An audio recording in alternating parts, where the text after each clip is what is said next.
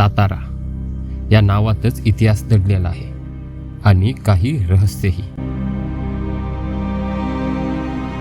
साताऱ्याचं नाव घेतलं की काहींना आठवतो प्रतापसिंह महाराजांचा दरबार, काहींना जंगलात हरवलेले किल्ले आणि काहींना फुलांनी बहरलेलं कासपठार, तर काहींना फक्त शांत आणि एक साधं गाव. पण खरं तर सातारा म्हणजे केवळ शहर नव्हे, तो एक काळ आहे जो अजून थांबलेला आहे. डोंगरांमध्ये गुंतलेला, गडकोटांमध्ये झोपलेला आणि हजारो पावलांमध्ये विसावलेला.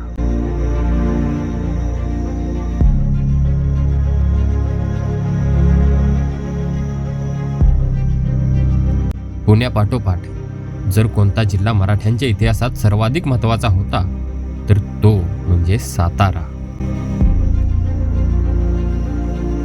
इथंच छत्रपती शाहू महाराजांचा दरबार होता.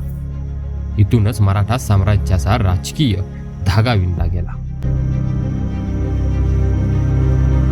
1708 मध्ये छत्रपती शाहू महाराजांनी साताऱ्यात प्रवेश केला. तेव्हा ही नगरी एक फक्त राजधानी नव्हती, तर ती बनली होती एक प्रेरणा, एक संघर्ष आणि एक ओळख, जी पुढील 2 शतकं महाराष्ट्र घडवणार होती.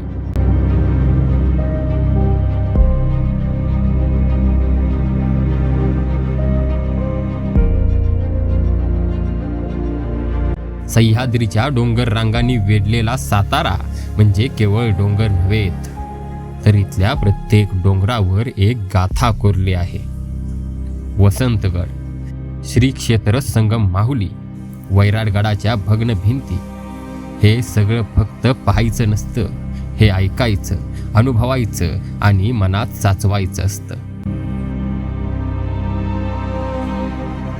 साताऱ्यात अशी अनेक ठिकाणं आहेत जिथं माणूस जातो आणि परततो तो बदलून, कारण तिथे तो जगणं पाहतो, पण एक वेगळी दृष्टी घेऊन.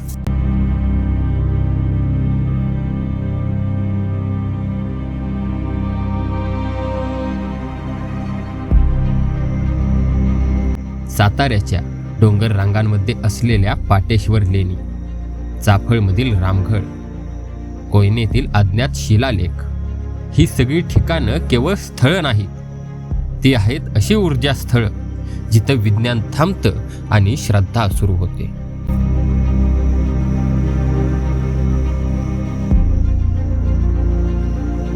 रात्री आवाज येणाऱ्या गुहा, वाऱ्यातून बोलणारी गावं, अर्धवट झाकलेली देवता आणि हरवलेली वस्ती, हे सगळं ऐकलं की मन थरथरतं आणि डोळ्यासमोर इतिहासाची सावली उभी राहते.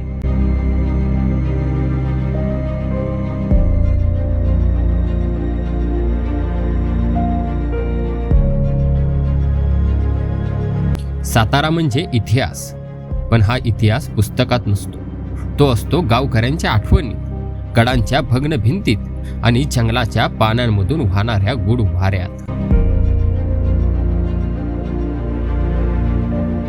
साताऱ्यात तुम्ही गेलात तर तुम्हाला वाटेल की तुम्ही एखाद्या दुर्ग कथेचं पात्र आहात, वाटेल की एखादी आत्मा तुमच्यावर नजर ठेवते, वाटेल की ही जमीन काहीतरी सांगू पाहते, पण आपल्याला ऐकायचं धैर्य लागतं.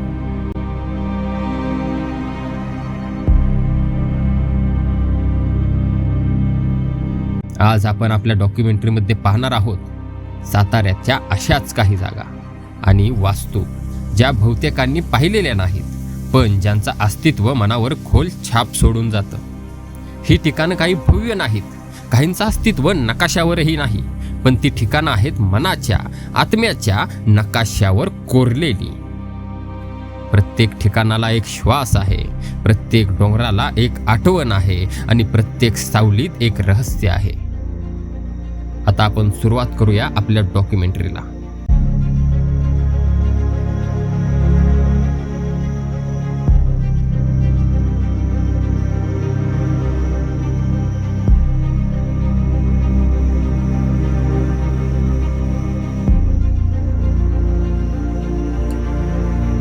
साताऱ्याच्या कुशीत वसलेलं, कृष्णा वेण्णा नद्यांच्या संगमावर पांघरलेलं, काळाच्या पाऊलखुणा पुसून टाकणारं एक गाव म्हणजे संगम माहुली.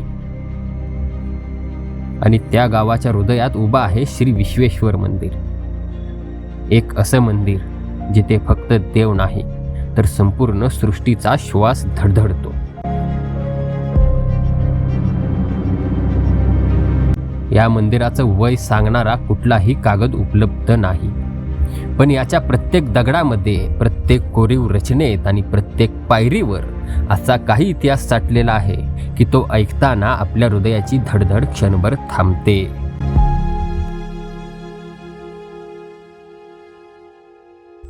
असं मानलं जातं की येथे जे शिवलिंग आहे ते स्वयंभू आहे, म्हणजेच कोणत्याही माणसाने स्थापलेलं नाही. ते स्वतः प्रकट झालेलं आहे, पृथ्वीच्या उदरातून जणू संपूर्ण महाराष्ट्रासाठी एक ऊर्जा केंद्र बनून. या मंदिरात उभं राहिलात ना तर एक वेगळी शांतता जाणवते. ती शांतता नसते, ती असते एका गूढ शक्तीची साक्ष.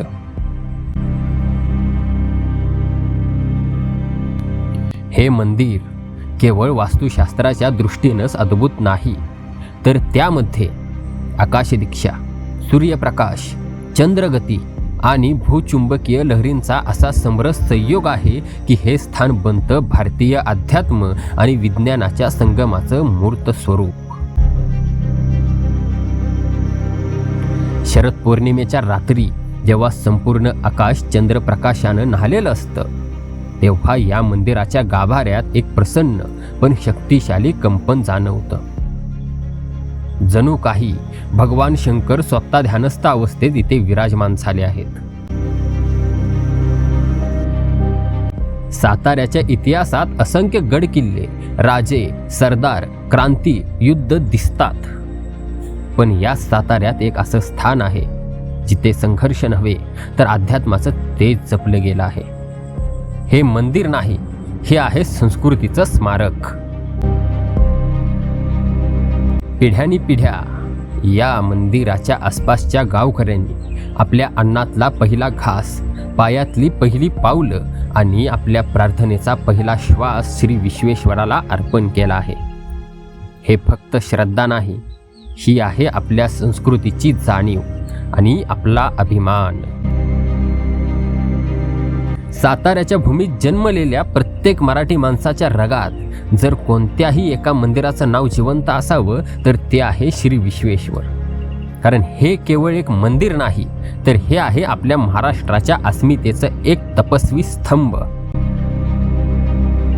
आज आपण जी वास्तू पाहतो आहोत ती हजारो वर्षापूर्वीच्या वस्तुरचनेचा एक अद्वितीय नमुना आहे. त्या काळात ना सिमेंट होते ना मोठी यंत्र, पण तरीही ज्या बारीक सारीक कोरीव कामात आपल्याला देवत्व अनुभवायला येतं, हीच तर आपली खरी ओळख आहे.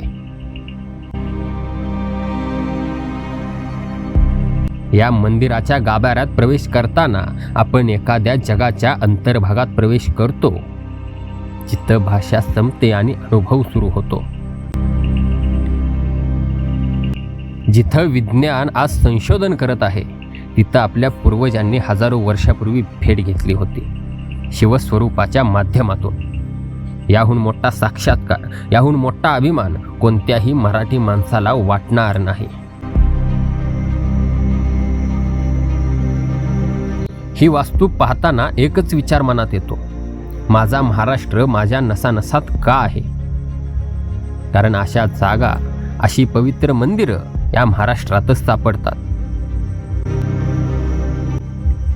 श्री विश्वेश्वर मंदिर हे केवळ एक दर्शनीय स्थळ नाही, हे आहे आपल्या आत्म्याचं प्रतिबिंब, आपल्या इतिहासाचा आरसपानी दर्शन आणि आपल्या महाराष्ट्राचा अभिमान गौरव ठिकाण.